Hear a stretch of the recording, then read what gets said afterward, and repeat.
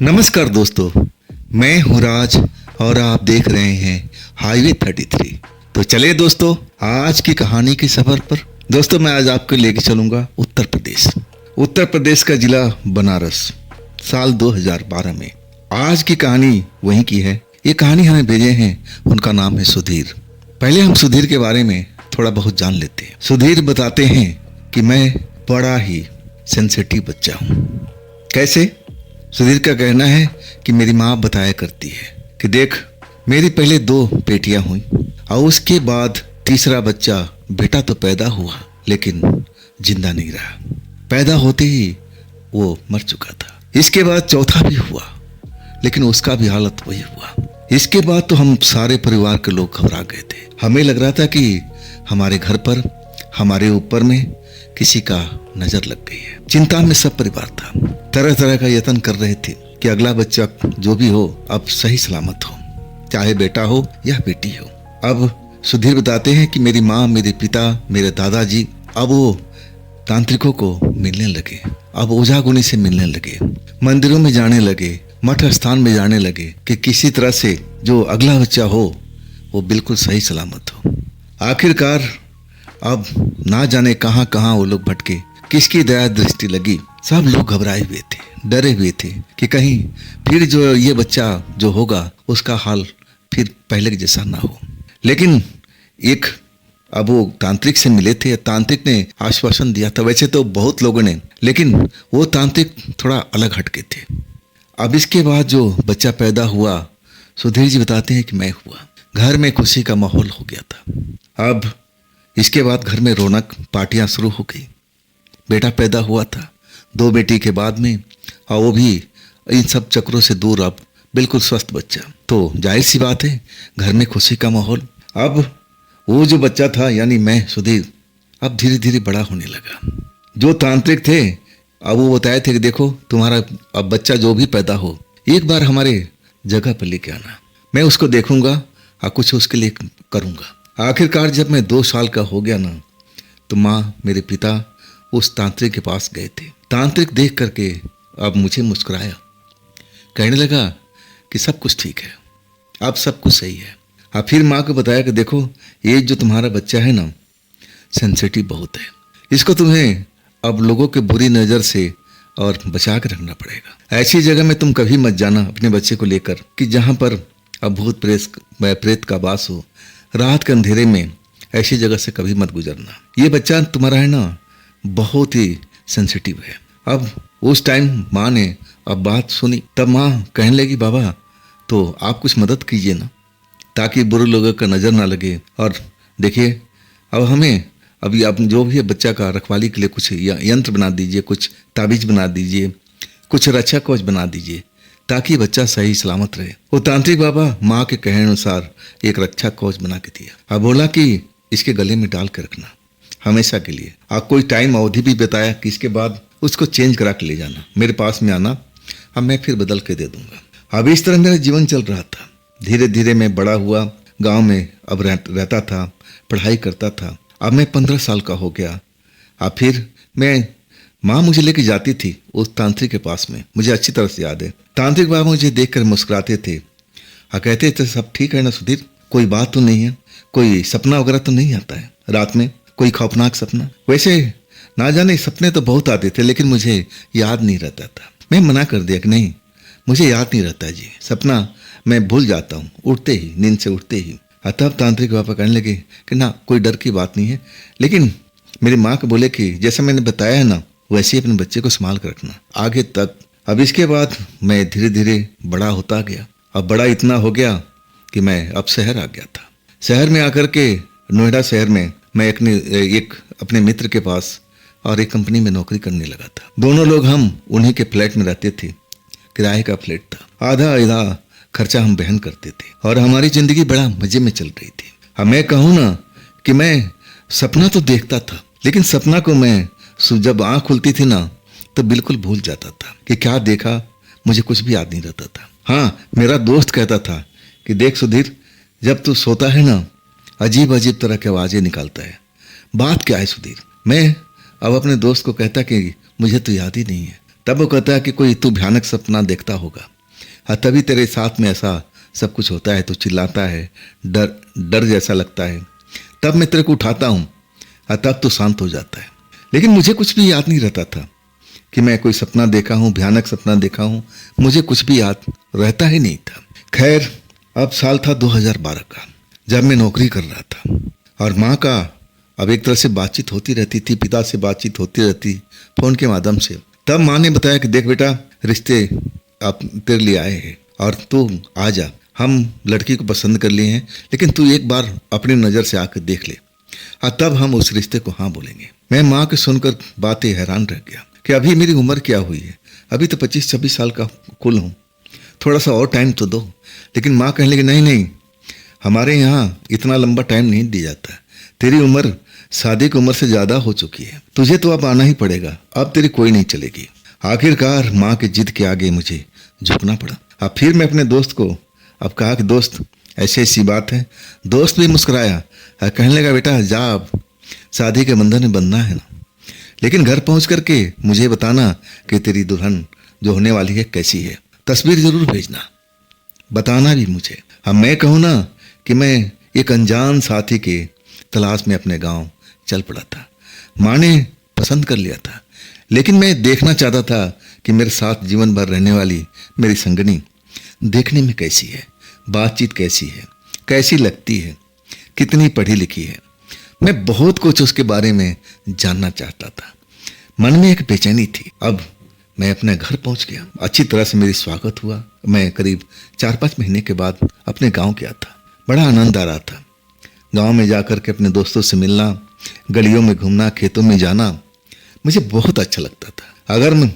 अगर मैं नौकरी नहीं करता ना, तो मैं अपने गांव में ही खेती करता।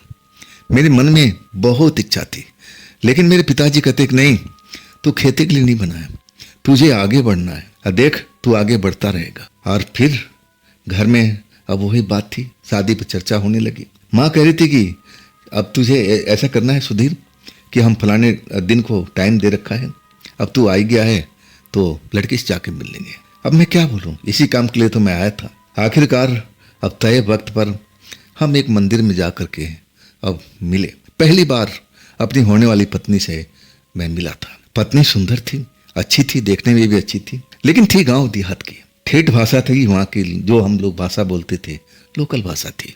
अब मैं चाहता था कि मेरी पत्नी पढ़ी लिखी के साथ में अंग्रेजी भी ज्ञान हो और भाषा भी सही ढंग से बोलना सीखे, हिंदी भी अच्छी तरह से बोले। अब जो मेरे मन का इच्छा था, मैं उससे बार बार पूछ रहा था कौन क्या क्या आता है। तब मुझे बड़ा हैरत हुई कि अरे वो लोकल भाषा जरूर बोल रही थी, लेकिन वो तो इंग्लिश भी फर्राटे से बोलती थी, मतलब पढ़ी लिखी थी। और इसके बाद उसका टोन ही चेंज हो गया था, हिंदी भी फर्राटे से बोलने लगी। और तब मैं चौंक देखने लगा कि गांव देहात में रहने वाली लड़की इतनी तेज भाषा की पकड़, इंग्लिश भाषा पे भी इतनी अच्छी पकड़ थी। मैं तो हैरान रह गया। एक तरह से मेरी तमन्ना पूरी हो गई थी। लड़की मुझे अब तो पहली नज़र में मैंने उसको पसंद कर लिया था, बाकी तो फॉर्मेलिटी थी। अब माँ ने अब मुझे बुलाया, बता कैसी लगी। अब मैं शर्मा गया कि माँ समझ गई, इतना एक इशारा काफ़ी था। बातचीत तय हो गई। अब सगाई भी कुछ दिन के बाद में होनी थी और वो भी हो गई, लेकिन अभी शादी टाला गया था कि शादी इन साल नहीं अगले साल में होगा। लड़की वालों का कहना था कि कुछ हमारी मजबूरियां हैं और इसी मजबूरी की वजह से अब इन साल तो नहीं, अगले साल हम शादी तय करेंगे, जो भी डेट वगैरह फिक्स होगा अगले साल में होगा। मेरी माँ भी मान गई, परिवार के लोग भी मान गए, लेकिन मैं दिल ही दिल में कह रहा था जब सब कुछ हो गया तो शादी में क्या दिक्कत थी। अब मुझे एक लंबा अरसा अपनी पत्नी के लिए इंतजार करना पड़ेगा। खैर जो होना था अब हो चुका था। इसके बाद मेरे पास में 2-3 दिन का टाइम था। अब मैं गांव में गली में अपने दोस्तों से मिलता था, खेलता था, खेतों में जाता था, आनंद लेता था वहाँ का, जो भी हरियाली थी उसका मुझे बहुत अच्छा लगता था। दोपहर का टाइम था। अब मैं अपने दोस्तों से मिलकर के अब भूख लगी हुई थी, घर की तरफ लौट रहा था। मैं ज़्यादातर अपने घर में रुकता ही नहीं था। मैं दोस्तों के पास खेतों खलिहानों में, बगीचों में घूमता रहता था। जब मैं अपनी गली में लौट के आया तो माँ दरवाजे पर बैठी हुई थी। एक सन्यासी ऐसा व्यक्ति, साधु जैसा, ऐसे ही बोल सकते हैं, जैसे कपड़े लत्ते पहन रखा था और पगड़ी वगड़ी बांधी हुई था, दाढ़ी बढ़ी हुई थी, आंखें जैसे नशे में लाल हुई पड़ी हो। वो माँ को हाथ दिख रहा था। माँ उससे अपने भविष्य के बारे में पूछ रही थी, मेरे बारे में पूछ रही थी। मैं इन चीज़ों पर यकीन नहीं करता था। अब मैं माँ का क्या बताऊं, अब पुराने जमाने के ख्यालात थी तो मैं इनको मना भी नहीं कर सकता था। अतः मैं वहीं पर खड़ा हो गया और माँ को बताया जा रहा था कि आपका इतना धन संपत्ति हो जाएगा, सब कुछ हो जाएगा, आप लाखों में खेलेंगी, सब कुछ। अब एक तरह से बातें बना के बता रहा था, कुछ पिछली बातें भी बता रहा था जो बिल्कुल गलत थी। तब मुझे बड़ा बुरा लगा। मैंने कहा कि साहब, पंडित जी, और जो भी है आप हैं, मेरी भी हाथ देख के बताइए कि मेरा भविष्य में क्या लिखा है, मेरी शादी कब होगी। उसने मेरा हाथ देख लिया, देखने लगा और कहने लगा कि तेरे जीवन में तो सब कुछ सही चल रहा है, किसी चीज का कमी नहीं है और आने वाला भविष्य भी तेरा बड़ा सुखमय है। हाँ, रहा शादी के सवाल, तो शादी में तेरा अब एक तरह से बंधन है, गांठ लगी हुई है। शादी तेरे आसानी से नहीं होने वाली। अब इसमें अड़चन बहुत है। अगर अड़चन दूर कराना चाहता है तो कुछ काम करना पड़ेगा। मैं मन ही मन हंस पड़ा कि मेरी शादी तो अब एक तरह से तय हो चुकी है। अगले साल में मेरी अब जो भी है पत्नी घर में आ जाएगी शादी ब्याह करके। ये जो महाराज थे, ना जाने उलझुल जुल क्या बक रहे थे कि अड़चन है, इसमें गांठ बंधी हुई है रेखा में, अब ऐसा नहीं हो सकता। अब इस चीज को तुम्हें दूर कराना है तो मैं तुम्हारा अब एक तरह से मदद करूंगा। मैं मन ही मन मुस्कुराते हुए, माँ तो मुझे देख करके वो भी भौचक्की सी थी कि मैं आज तक किसी को हाथ नहीं दिखाता था, ना मैं तंत्र मंत्र के चक्कर में पड़ता था। मैं इन चीजों से बहुत दूर था, मैं अंधविश्वास मानता था। माँ मुझे बड़ा अब अचंभे से देख रही थी कि ये लड़का कैसे हाथ दिखा रहा, इस बाबा से पूछ रहा है। तब बाबा कहने लगे कि देखो बेटा, अब इस टाइम में तुम एक पूजा करवा लो। मैंने कहा कि कर दीजिए, पूजा ही करना है तो कर दीजिए। तो कहने लगे यहाँ पर नहीं हो सकता है, मैं अपने आश्रम में जाऊंगा और तुम्हारे नाम का पूजा करूंगा, 1051 रुपये लगेंगे। अब ये बात सुन करके मुझे हंसी आ गई। साधु बाबा जो थे गुस्सा हो गए, इसमें हंसने वाली क्या बात है। और तब मैं कहा कि बाबा, मैं इन चीज़ों पर विश्वास नहीं करता। रहा शादी की बात, शादी मेरी तो तय हो चुकी है। अगले साल मेरी अब बहू, जब मेरी पत्नी घर पर आ जाएगी, कैसी हलूल जुलूल बात करते हैं। एक तरह से मैं उनका मजाक उड़ाया। इतना मजाक उड़ाते ही वो एकदम क्रोधित हो गए। अब वो कुछ अंट संट बकने लगे, मुझे भी गुस्सा आ गया। मैं कहने लगा, बाबा देखिए, मैं आपका अपमान तो नहीं कर रहा हूँ, लेकिन आप जाइए, आप जो कुछ बोल रहे हैं सरासर गलत है, इसमें एक पैसा का सच नहीं है, आप चले जाइए। साधु बाबा मुझ पर नाराज हो गए और उलूल जुल बकते हुए, देखिए एक दिन पछताएगा, मेरे पास तुझे लौट के आना पड़ेगा। अब ऐसी कुछ बातें कहते हुए निकल गए। मेरी माँ मुझ पर नाराज हो गई। अरे तूने साधु बाबा को नाराज कर दिया, देख वो श्राप दे के गए हैं, ऐसा तो नहीं होना चाहिए।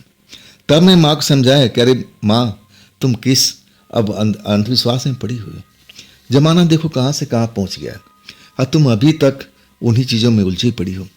अरे किसी का श्राप पड़ता है, अब मैंने कौन सा उनके साथ गलत बात कर दिया। जो सच्चाई थी तुम्हारे सामने तो बोला कि मेरी शादी तय हो गई, इस पर उनको भड़कने की जरूरत क्या थी। माँ भी समझ गई थी, कहने लगी कोई बात नहीं बेटा, तुमको नाराज नहीं करना चाहिए था, क्या फर्क पड़ता, हम कुछ पैसे उनको दे देते, आराम से चले जाते। अब मैं माँ को क्या बताऊं। खैर ये बात अब खत्म हो चुकी थी। साधु बाबा तो चले गए थे। इसके बाद मैं 3 दिन रहा, अपने दोस्त मित्र के साथ घूमता रहा। अब फिर मैं अपने शहर रवाना, अब अपना उसी काम में लग गया। मेरे मित्र अब कह रहा था कि इतना टाइम बिता के भी आया, वो भी खाली हाथ, भाभी तो आई नहीं। वो मेरा मजाक उड़ाता था। मैं कहने लगा कि भाभी मेरे दिल में है, तू देख नहीं पाएगा, तू जलता रहा, तेरी शादी ना जाने कब होगी। तब वो कहने लगा कि मेरा भी रिश्ता तय हो गया, हाँ मेरा भी अगले साल में शादी है। अब एक तरह से हम दोनों दोस्तों का एक ही साथ में शादी थी। कुछ आगे मतलब आगे पीछे करना पड़ेगा। अगर एक तिथि का हो गई तो बड़ा मुश्किल हो जाएगा। अब तो एक तरह से हम दोनों की शादी पक्की हो गई थी, दोनों खुश थे। अब मैं कहूँ ना, मेरी पत्नी का चेहरा मेरी आंखों में हमेशा रहता था। अब मन ही मन मैं उसे बहुत चाहने लगा था। मैं नंबर भी मांगा था, मोबाइल नंबर, कि आप दे दीजिए। अतः वो कहने लगी मेरे पास में मोबाइल है ही नहीं, मेरे घर में है, मेरे पिता के पास में। अगर आपको बात करनी है तो आप ज़रूर कर सकते हैं, घर वाले मुझे बुला देंगे, मैं बात कर लूँगी। लेकिन देखिए फ़ोन पर ऐसी वैसी बात मत कीजिएगा। मुस्कुरा के कहने लगी। तब मैं कहा कि नहीं नहीं, मैं ऐसे क्यों बात करूँगा। अब मैं तो अब चाहता था कि अपनी पत्नी से, होने वाली पत्नी से बात करूं। आखिरकार मैं एक रात को फ़ोन लगा दिया तो शाम का करीब 8 बज रहा था। अभी मेरा मित्र लौटा नहीं था, आने वाला था। तब तक मैं अपनी पत्नी से बात कर रहा था। अब बात करने में बड़ा आनंद आता था। मैं उसे कई सवाल पूछता था, हर सवाल का हंस हंस के जवाब देती थी। तब मैं कहता था कि देखो, आधी शादी तो मेरी हो चुकी है, बस आधी बाकी है, लेकिन मुझे अब तुम्हारे बिना रहा नहीं जाता है। मैं चाहता हूं कि तुम अपने घर बार छोड़ कर के अब मेरे पास में आ जाओ। तब वो हंसती थी कि ऐसा संभव नहीं है, जब तक परिवार वाले पूरी तरह से शादी नहीं हो जाएगी हम लोग ऐसा कर ही नहीं सकते। खैर ये तो बात अब चल रही थी। अब फ़ोन पर इसके बाद मेरा फ्रेंड आ चुका था। कहने लगा किससे बात हो रहा है। मैंने बताया कि ऐसी घर बार से। ये तो नॉर्मल सी बातें थी। अब उसको मैं समझा दिया था, वो भी समझ गया था। कहानी के अब यू टर्न अब शुरू हो चुका था। रात को जब मैं सोया तब मुझे भयानक सपना आने लगा। मैं देख रहा हूं कि मेरे इसी घर में दरवाजे पर एक औरत खड़ी है। औरत का उम्र ज़्यादा नहीं है, बस लग रहा है कि 20-22 साल की है और लाल साड़ी पहन करके दरवाजे पर खड़ी है। जब मैं उसको देखता हूँ, पलंग से उतर के जाता हूँ, अब मैं जैसे उसके आकर्षण में फंसा हुआ हूँ। वो मुझे आवाज़ दे रही है, धीरे धीरे वो आवाज़ मेरी कान में पहुँचती है। तब मैं खाट से, पलंग से उतर करके उसकी तरफ जाने लगता हूँ। जब उसकी एक कदम की दूरी पर रह जाता हूँ, तब वो औरत कहती है कि तू मेरा है कौन, पता है। मैं उसको अब क्या बताऊं कि मैं उसको जानता तक नहीं। तब वो फिर कहती है कि तू है कौन मेरा, जानता है। मैं सर हिला दिया कि नहीं, मुझे नहीं पता। तब वो कहने लगी कि मैं तेरा होने वाली पत्नी हूं। सही कहूं ना, अब सपने के अंदर में भी मैं डर गया था कि मेरी पत्नी का शक्ल तो कुछ अलग है, इसकी शक्ल अलग है। मेरी पत्नी अब इतनी दूर से चल कर के बनारस जिले से नोएडा में इतनी आसानी से कैसे पहुंच जाएगी, वो भी मेरा घर का एड्रेस नहीं जानती, तब कैसे संभव है। नहीं नहीं, मैं सपने में चिल्ला रहा था कि नहीं, तू मेरी पत्नी नहीं हो सकती हो, तू मेरी पत्नी कभी नहीं हो सकती है। मैं सपने में अब एक तरह से चिल्ला रहा हूं उस पर। मेरा बगल में कुछ ही दूरी पर अलग बेड पर मेरा दोस्त सोया हुआ है। उसको अभी कुछ खबर नहीं है कि मेरे साथ में क्या चल रहा है। जब मैं उसको समझाने लगा कि नहीं, तू मेरी पत्नी कभी बन ही नहीं सकती, ना हो सकती हो, मेरी पत्नी तो और है कोई। तब उसने अपना हाथ अब एक तरह से बढ़ा करके मुझे जफिया पाने की कोशिश की। जैसे जफी पाने की कोशिश की ना, जैसे उसके बॉडी में कुछ करंट सा लगा हो, वो झटके से दूर हो गई। कहने लगी ये क्या, तो कोई जादू मंत्र कर रखा अपने ऊपर में। मैं तेरे को छुई तो कुछ अलग सा महसूस हुआ। क्या क्या पहन रखा है, कौन सा जादू मंत्र अपने ऊपर कर रखा है, मैं तुझे छू क्यों नहीं पा रही हूं। अब उसकी बात सुनकर के मैं भी एकदम चौंका हुआ था। मैं तो डरा हुआ था कि अनजानी औरत हमारे घर में कैसे आ गई। लेकिन जब वो बेई तरह से मेरे बदन को छूना चाहा, तब उसको कुछ ऐसा महसूस हुआ, तो फिर वो पीछे हट गई थी, दरवाजे पर चिपक के खड़ी हो गई थी। और वो कह रही थी कि देख, तेरे शरीर में कोई भी जादू मंत्र जो भी तू पहन रखा है ना, उसको उतार दे। उतार दे, नहीं तो तेरे साथ बहुत बुरा होगा। मैं कहने लगा, तू मेरा क्या बुरा कर लेगी, मैं तुझे जानता तक नहीं, तू मेरे घर से निकल जा, दोबारा इस घर में आना मत। मैं सपने में उसको डांट रहा हूं, अपने घर से भगाने की कोशिश कर रहा हूं, लेकिन वो भाग नहीं रही है। अचानक वो जैसी अब लग रही थी नॉर्मल एक इंसान की तरह, एक औरत की तरह, अचानक उसका रूप बदलने लगा। जब मैं उसका बदला हुआ रूप देखा ना, तो मेरी चीखें निकलने लगी। बड़ा ही भयानक रूप था, बड़े बड़े आंख उसके बाहर निकल आए थे, चेहरा बड़ा भयानक हो गया था।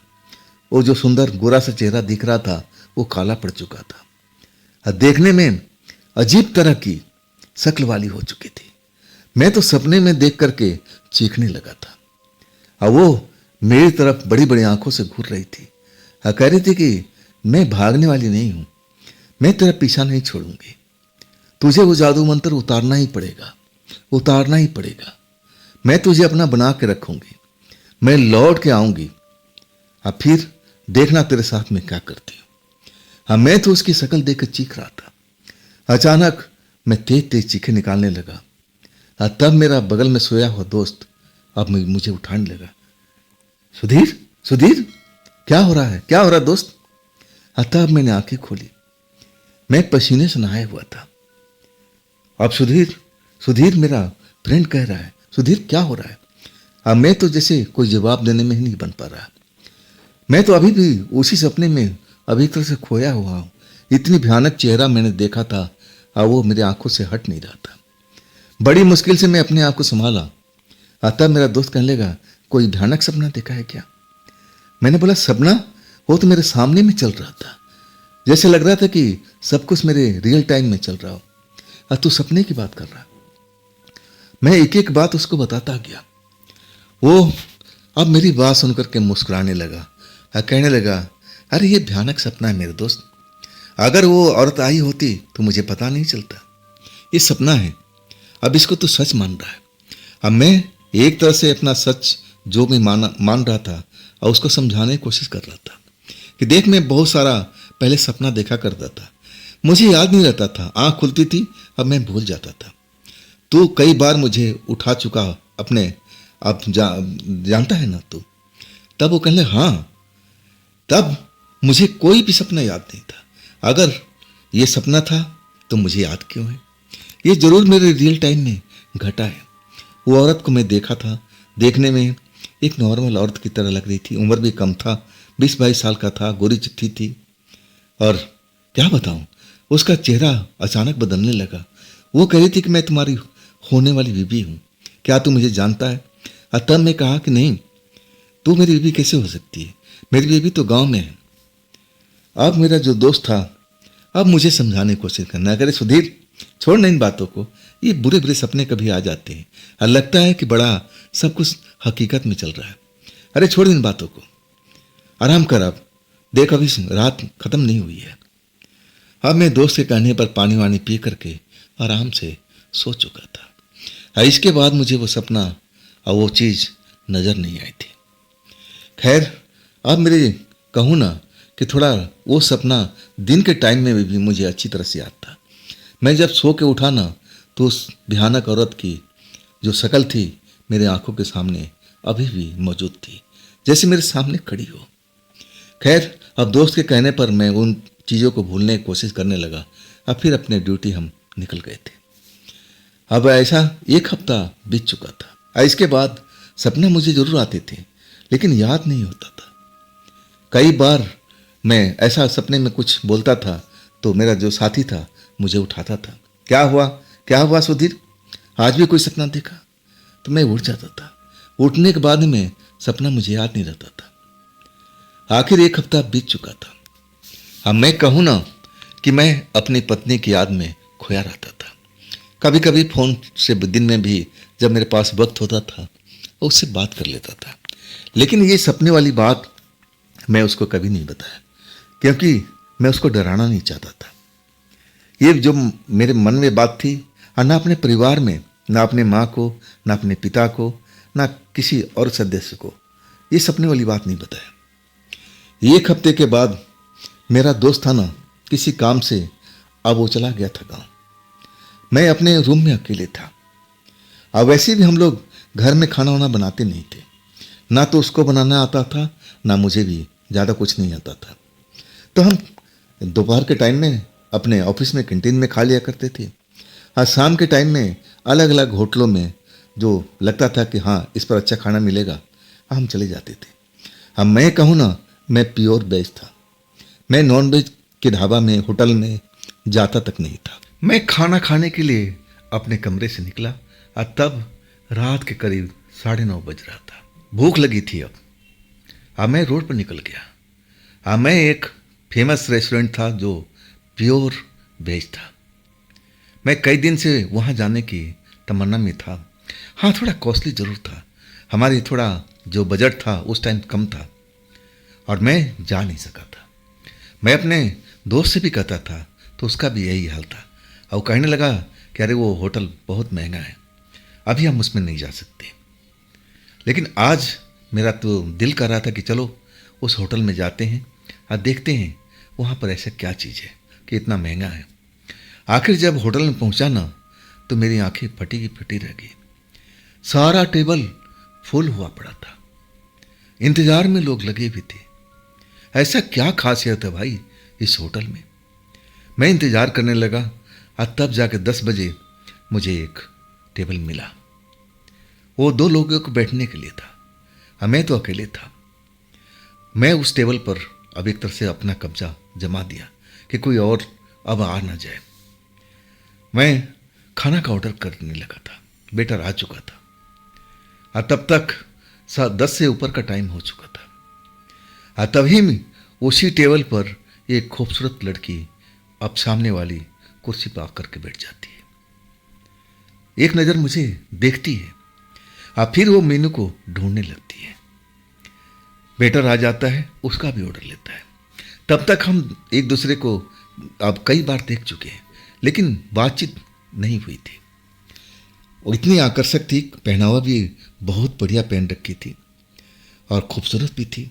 तो बरबस मैं तिरछी नज़र से उसको देख लेता था, और वो भी इधर उधर देखती हुई और कभी कभी मेरी तरफ देख लेती थी।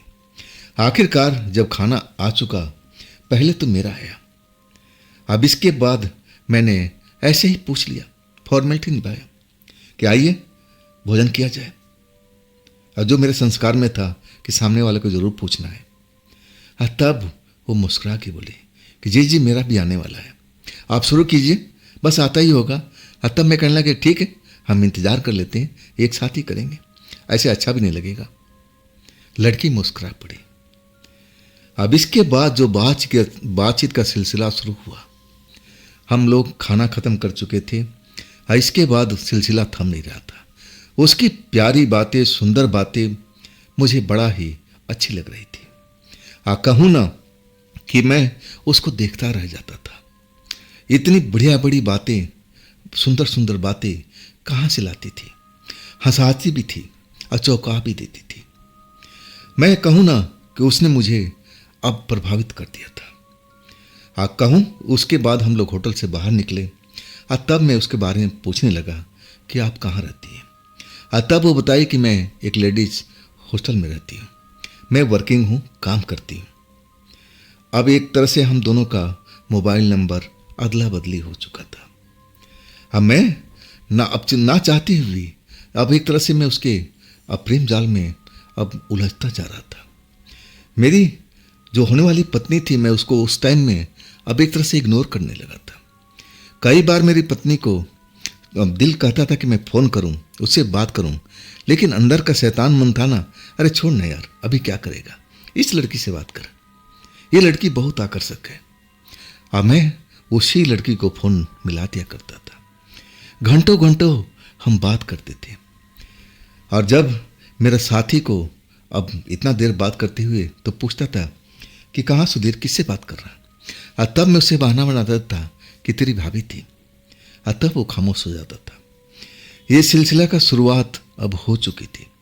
हम अलग अलग जगह पर जा के मिलते थे, वो भी रात के टाइम में। वो लड़की मुझे रात को ही मिलती थी। दिन में वो वर्किंग थी, मैं भी वर्किंग था, तो दिन में तो अब कैसे मिल सकते थे।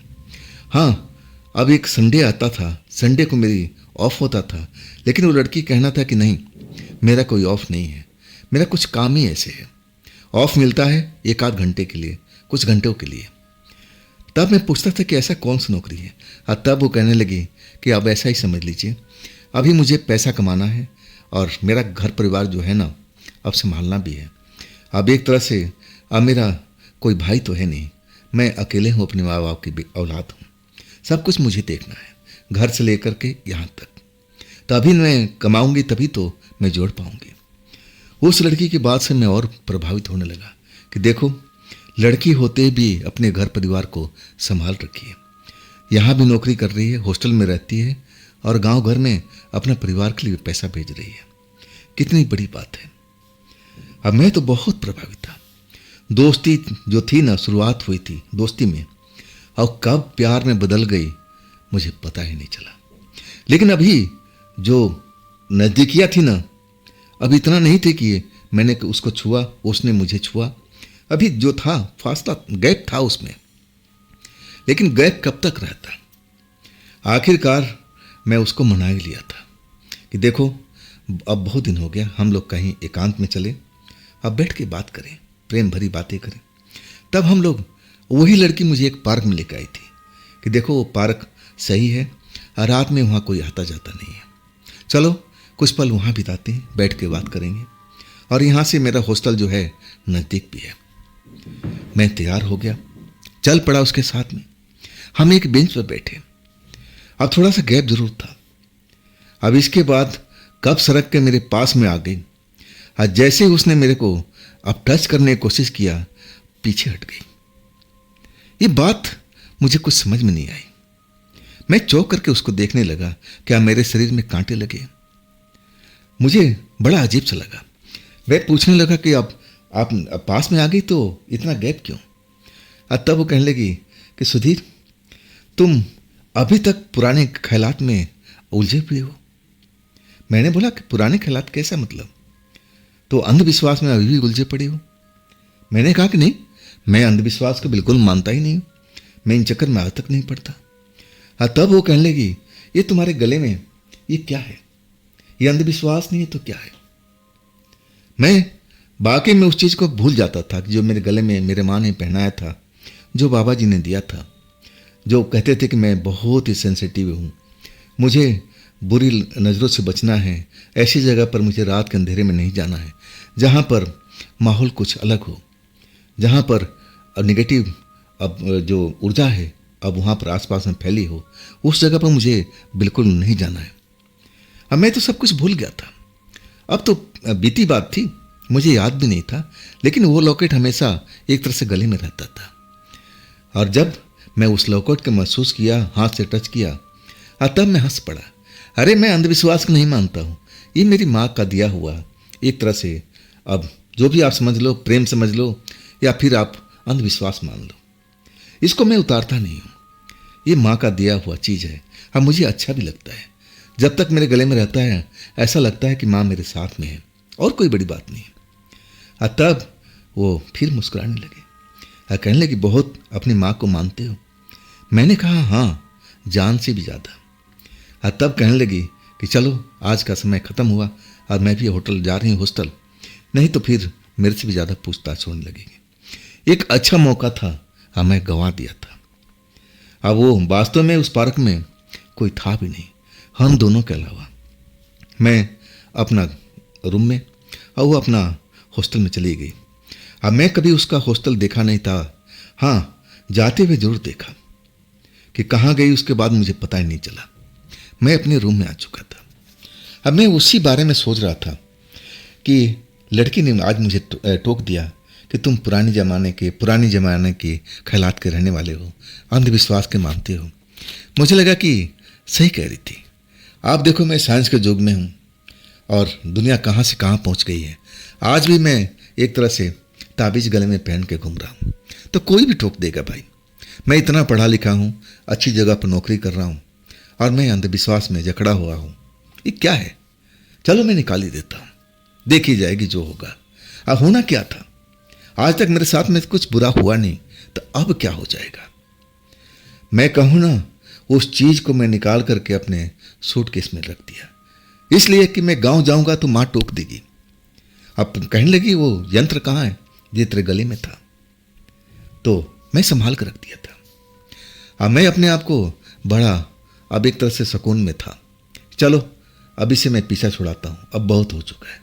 जब गांव जाऊंगा ना तब माँ के सामने पहन लूंगा, अब क्या होगा। मैं चैन से सो चुका था। अब मेरे बगल में जो बिस्तर था खाली था, मेरे दोस्त का, किसी काम से, अर्जेंट काम से वो अपना गांव गया हुआ था। अब रात का करीब अब 11:30 के आसपास का टाइम हो चुका था। नींद भी आ रही थी, अगले सुबह मुझे काम पे अब लौटना था, सोना भी जरूरी था। तो मैं सो गया, मुझे पता भी नहीं चला। अचानक सपने में मुझे एहसास हुआ कि मैं सपने के अंदर में हूँ। अब मेरे दरवाजे पर दस्तक हो रही है, कोई दरवाजे को खटखटा रहा है। मैं अपने बिस्तर से उठता हूँ और समझने की कोशिश करता हूँ कि कौन है। मैं आवाज़ भी देता हूँ कि कौन है बाहर। मुझे सपने में ऐसा लगता है कि मेरा दोस्त लौट आया और आवाज़ ऐसी कुछ सुनाई पड़ती है। आवाज़ को मैं पहचान नहीं पाता हूँ। मैं दरवाज़ा खोल देता हूँ, मुझे लगा कि मेरा दोस्त होगा, लौट आया है। लेकिन दरवाज़ा खुलते ही अब एक सुंदर सी लड़की खड़ी रहती है, बड़ी बड़ी आंखें उसकी। अंधेरा था वहाँ पर तो मैं देख ही नहीं पाया। लेकिन वो कहती कि अरे हटो, मुझे अंदर नहीं आने दोगे क्या सुधीर। तब मैं उसकी आवाज़ को पहचान गया, अरे ये तो मेरी नई वाली प्रेमिका थी। अब मैं हट गया कि तुम यहाँ पर कैसे।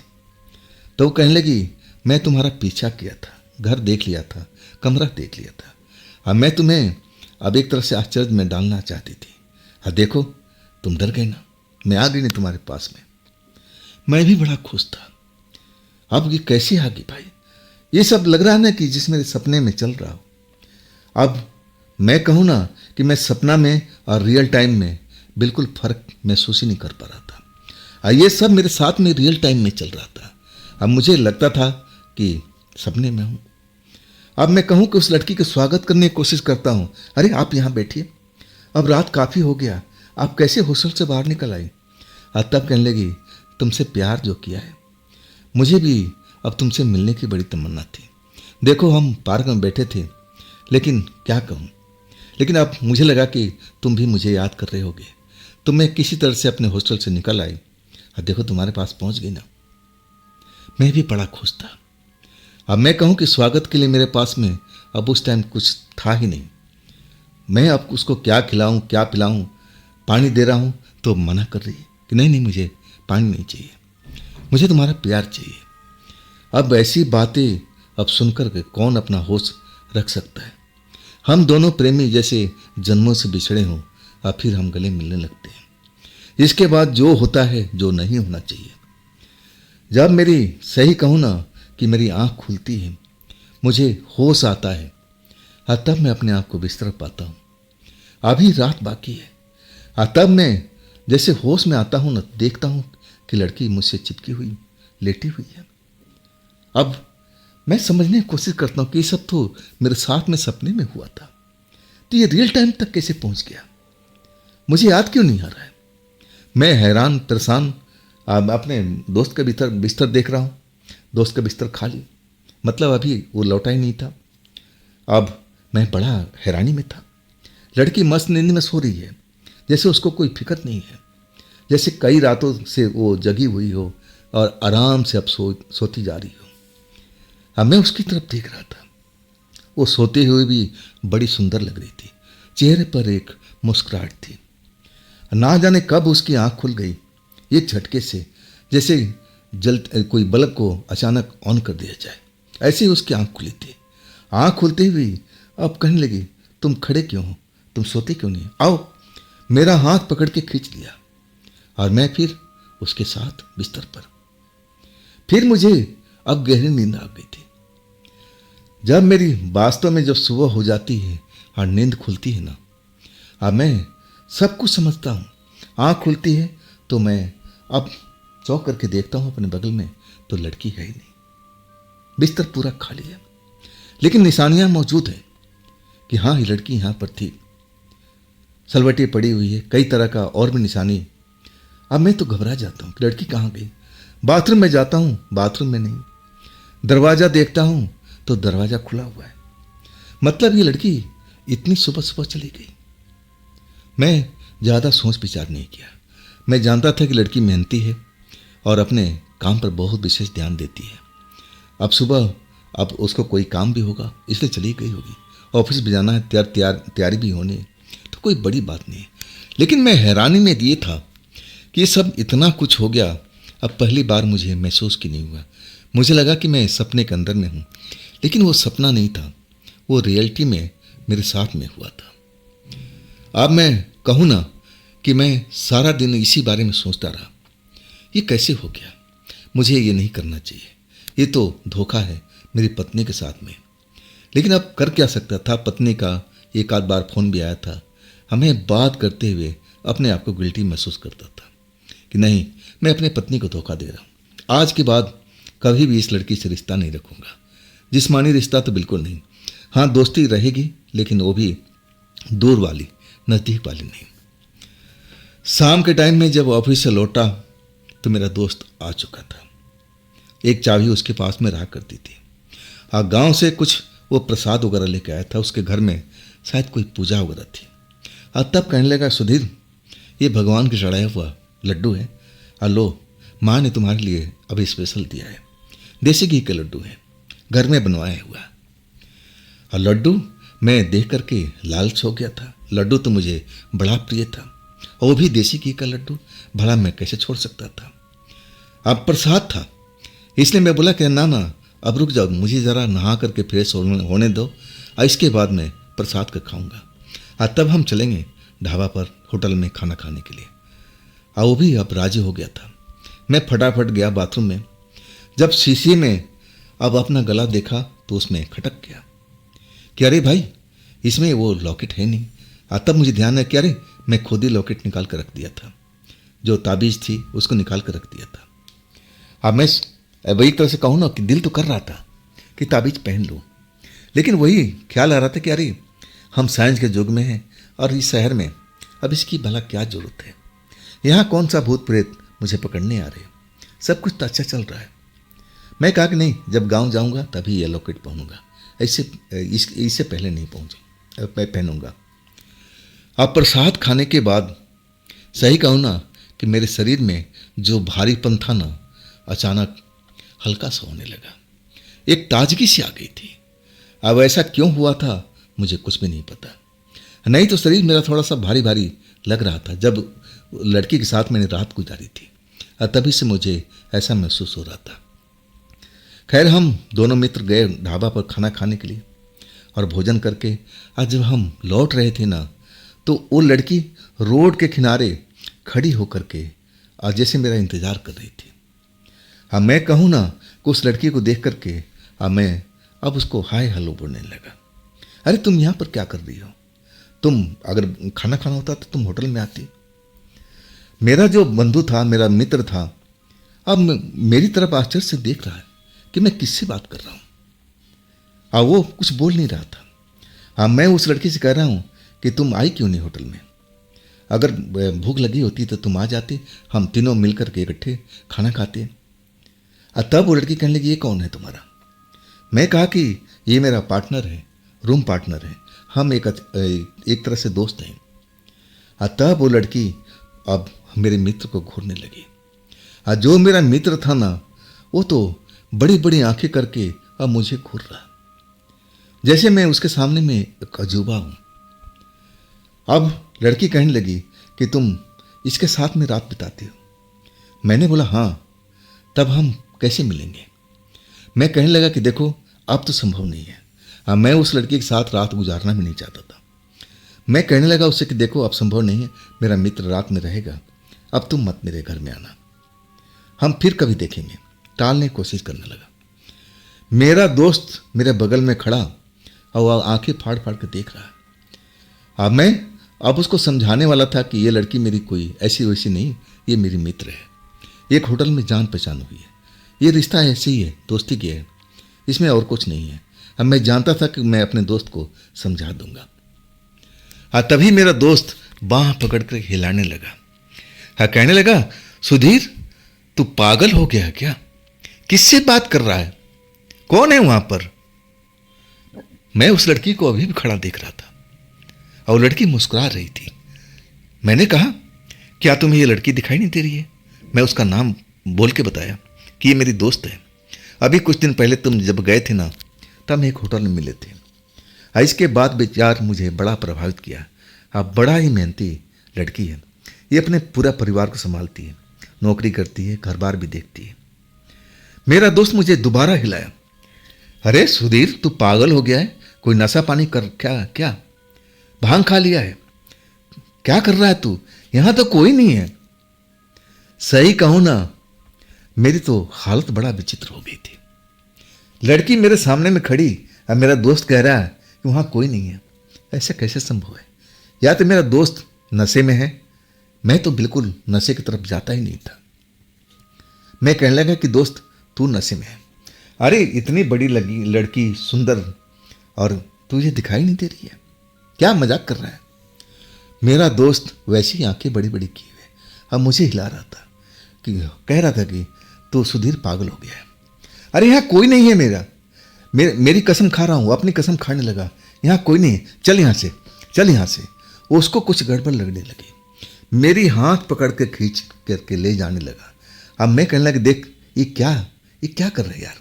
लड़की के सामने बेइज्जती कर रहा है, ये अच्छा लग रहा है तुझे?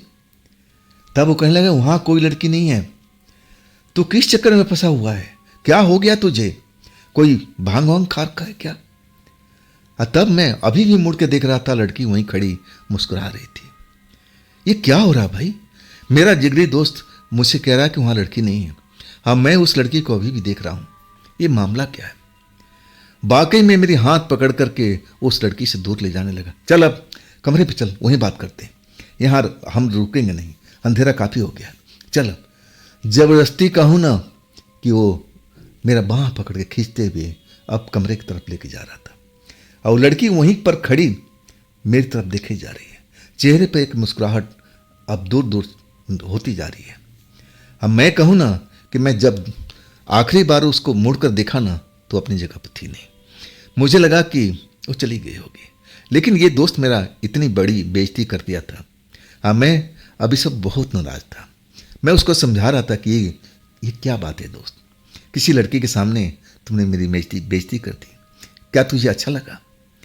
मेरा दोस्त मुझ पर नाराज हो रहा था। कहाँ थी लड़की? अगर होती तो मैं नहीं देखता। चल तुझे कमरे में बताता हूँ। हम कमरे में पहुंच गए थे। अब वाकई वो जो मेरा दोस्त था मुझे डांट रहा था कि सुधीर, हुआ क्या है तुझे वहां लड़की दिखाई दे रही, अब मुझे क्यों नहीं दिखाई दे रही? मैं उस लड़की के बारे में बताने लगा, और बाद में सब कुछ जो नहीं बताना चाहिए था और वो भी बता दिया कि देख, तेरे जाने के बाद वो लड़की मेरे पास पहुंच गई थी। अब मैं कहूँ ना कि मैं शर्मिंदा था। मैं उसे इतनी नज़दीकियाँ नहीं चाहता था। रात दरवाजे पर आ गई, खटखटाया, दरवाज़ा खोल दिया। मैं समझा कि तू आया है, लेकिन तू नहीं था। दरवाजे पर अंधेरा था, तो उस लड़की का जो भी पीछे बीता था सब बात बता दिया। और तब वो बड़ा हैरान हो गया। और तब उसकी नज़र मेरे गले पे पड़ी। जब मैंने अपने कपड़े उतारे अब सोने के लिए, बोला, तुम्हारा लॉकेट कहाँ है? लॉकेट कहाँ है? अब मैं लॉकेट के बारे में कई बार उसको बता चुका था, कई बार पूछता था कि इस लॉकेट पहनने से क्या होता है, कौन दिया। और तब मैंने बताया था कि देख, माँ कहती है कि मैं बड़ा सेंसिटिव बच्चा हूँ, मुझे अब लोगों का बुरी नज़र भी जल्दी लग जाती है, और कुछ ऐसी शक्तियाँ हैं जो अब मुझे दिखाई देने लगेगी या मुझे अब कुछ नुकसान पहुँचाएगी। इसके बचाव में ये लॉकेट है। जब वो लॉकेट मेरे गले में नज़र नहीं आया ना, तो कहने लगा, सुधीर तेरा लॉकेट कहाँ है? मैंने बोला कि मैं संभाल कर रखा हूँ, पहन, अभी पहन, अभी पहन। कहाँ रखा है? मैं अब दोस्त के आगे झुक चुका था। मैं कहने लगा, सूटकेस में है। वो खुद ही सूटकेस खोला और उसमें से वो लॉकेट निकाला और खुद मेरे गले में डाला। बोला, आज के बाद तू ये लॉकेट को बिल्कुल नहीं उतारेगा। अब मैं सब कुछ समझ चुका हूं, सब कुछ मैं जान चुका हूं कि तेरे साथ में क्या हुआ है। वो लड़की जो तेरी दोस्त बनी हुई थी, वो वास्तव में एक प्रेतात्मा थी। अगर वो इंसान होती जैसे तुझे नजर आ रही थी ना, मुझे भी नजर आती, मुझे तो नजर नहीं आई। ये सब जो तेरे साथ में हुआ ना, ये तो लॉकेट नहीं पहनना था, इसीलिए हुआ। अगर लॉकेट गले में डाल कर रखता हमेशा जैसे पहले रखता था, तो वो लड़की अब तेरे को छू भी नहीं सकती थी। जैसे तूने पार्क में बताया था कि पार्क में वो छूना तो चाहिए, लेकिन वो अलग हट गई। तो इस लॉकेट में शक्ति है, ये तेरे फायदे के लिए है, नुकसान के लिए नहीं है। इसको तू कभी भी निकालना मत। अब देखना उस लड़की को तू ढूंढने की कोशिश करना, दिन में वो लड़की तुम्हें कहीं नहीं दिखेगी, और ना आप तुझे रात में भी नजर आएगी अगर ये लॉकेट पहन कर रखेगा तो। सही कहूँ ना, मैं डर चुका था अपनी दोस्त की बात सुन करके। अब मुझे लगने लगा कि मेरा दोस्त जो कह रहा है ना बिल्कुल सही है। अब मेरे माँ का भी कहना था कि मैं बहुत ही सेंसिटिव बच्चा हूँ और मुझे अब इन चीज़ों से दूर रहना चाहिए। और तभी तो वो बाबा का दिया हुआ लॉकेट मेरे गले में पहना रखी थी। मैं सही कहूँ कि मैं रात भर सो नहीं पाया था। मेरा दोस्त भी जगा था और मुझे अब एक तरह से दिलासा दे रहा था कि अब डरने की बात नहीं है, तेरे साथ वो दोबारा नहीं आएगी। मेरा मन कह रहा है तू देखना भी, अब तुझे डरने की आवश्यकता नहीं। अब मैं कहूँगा कि सुधीर तू गांव चला जा कुछ दिनों के लिए, अब घूम फिर, थोड़ा मन बदल जाएगा। और तुम उस बाबा से जाके मिलना और बता देना कि ऐसा ऐसा मेरे साथ में हुआ, या तो इस यंत्र में खोट हो चुकी है या दूसरा बदल के देंगे, लेकिन यंत्र तेरे को पहनना जरूरी है। मेरा दोस्त मेरे पिता की तरह मुझे समझा रहा था, और मैं एक छोटे बच्चे की तरह वो उसकी हर बात को मान रहा था। और वाकई में मैं गांव पहुंच गया था। मैं माँ से तो नहीं बताया ये बातें, बाबा के पास गया और बाबा से अकेले में सब कुछ बताया। तब बाबा ने कहा कि तुम्हारा दोस्त बिल्कुल सही कहता था। वो लड़की जो तुम्हारे पास में आई थी ना, वो सही मायने में एक चुड़ैल थी, या यूं कहा जाए कि वो एक प्रेत आत्मा थी। अगर तुम ये लॉकेट पहन के रखते ना तो तुम्हें कोई छू नहीं सकता था। चलो अब मैं तुम्हें दूसरा शक्तिशाली चीज बना के देता हूँ, और आगे से तुम ध्यान रखना, तुम वास्तव में सेंसिटिव हो और तुम्हें इन चीज़ों से बच के रहना चाहिए। तुम्हें अंधेरे में अब अकेले जाना नहीं चाहिए, और ऐसी जगह पे तो बिल्कुल नहीं जाना चाहिए जहाँ पर पास में शमशान हो, वहाँ तुम्हें खतरा ज़्यादा हो सकता है। लेकिन जहाँ तक मैं कोशिश करता हूँ कि मैं जो चीज़ दे रहा हूँ, लॉकेट दे रहा हूँ, वो तुम्हारी रक्षा करे, लेकिन इसकी भी अपनी एक कैपेसिटी है। अब इसका भी एक हद है। अगर कोई इससे भी बड़ी शक्तिशाली चीज़ आके टकरा जाए तो ये भी फेल हो जाएगा। तुम मेरी बात को समझ रहे हो ना? तब मैं बोला कि जी बाबा, जैसा आप कहेंगे तो मैं वैसा ही करूँगा। आखिरकार कुछ दिन गांव में रहने के बाद मैं अपने काम पर लौट आया था। मैं गांव से लौटने के बाद में मेरा मन पूरा बदल गया था। उस लड़की को मैं ढूंढने की कोशिश किया, वो गर्ल्स हॉस्टल में पता किया, लेकिन उस गर्ल्स हॉस्टल में उसका नाम ही नहीं था। और उस जो कंपनी में काम करती थी, जो बताई थी, उस कंपनी में मैं गया, वहाँ पर रजिस्टर में उसकी एंट्री कभी नहीं थी। तो मैं सब कुछ समझ गया था कि वो मेरे साथ में कोई खेल खेल रही थी। अच्छा हुआ कि मेरा दोस्त लौट आया, ना जाने मेरे साथ में क्या होता। खैर, अब मैं अपने पत्नी के साथ में हूँ, शादी हो चुकी है और मैं बड़ा आनंद में हूँ। तो दोस्तों, ये थी आज की कहानी सुधीर जी की। ये कहानी आपको कैसी लगी कमेंट में ज़रूर बताइएगा। हाँ दोस्तों, अगर आपके पास भी ऐसी कोई घटना है जो आप मुझे बताना चाहते हैं, भेजना चाहते हैं, तो आप मुझे इंस्टाग्राम पर या मेरे जीमेल पर या फिर मेरे व्हाट्सएप नंबर पर अब आप शेयर कर सकते हैं। हाँ दोस्तों, ये भी चैनल आप ही का है, तो इसको भी अपना प्यार दीजिए, लाइक कीजिए, सब्सक्राइब कीजिए और अपने दोस्तों को शेयर कीजिए। हाँ, फिर हम कल मिलते हैं इसी समय पर, इसी जगह पर, इसी चैनल पर। आप लोग अपना ख्याल रखिएगा। नमस्कार।